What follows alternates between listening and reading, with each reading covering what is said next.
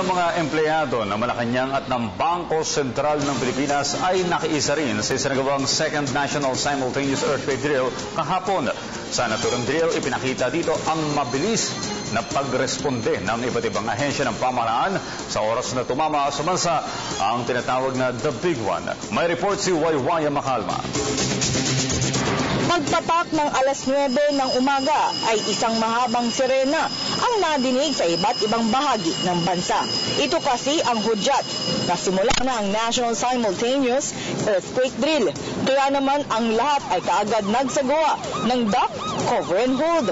Nakilahok din ang mga empleyado ng Malacanang na kung saan sineryoso nila ang naturang drill. Ang ilan pa sa mga empleyado ay naka-helmet. Halos 2,000 empleyado naman ng Bangko Sentral ng Pilipinas ang nakilahok din. Matapos ang ilang minuto ay kaagad nang nagsagawa ng Incident Command Post ang National Disaster Risk Reduction and Management Council o NDRRMC sa AFP Grandstand sa Campo Aguinaldo. Ito kasi ang magsisilbing command post oras na maganap ang malakas na lindol sa Metro Manila. Matapos ang ilang minuto ay kaagad na itayo ang mga satellite communications ng AFP at PNP dahil inaasahan na mawawalan ng linya ng komunikasyon. Sumunod na senaryo ay nagsidatingan na ang ilang empleyadong nagsagawa ng evacuation sa grandstand. Pagkatapos ay sunod-sunod naman ang pagdating ng mga ambulansya, fire trucks at iba pang assets gaya ng mga bulldozer at iba pa. Habang ang assets ng Philippine Air Force ay nagsagawa ng aerial assessment damage. Ipinakita din sa drill na kaagad naman nagsagawa ng emergency meeting ang NDRRMC Council.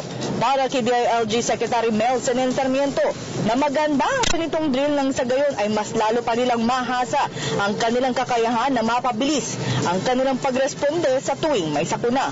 Kaya naman sa pangkalahatan ay naging matagumpay ang kanilang drill. Every year nag-i-improve po tayo at nag-i-invest din po ang gobyerno ng mga kagamitan na kailangan natin. Kaya ng helicopter kanina nakakapag-provide po ng information sa atin.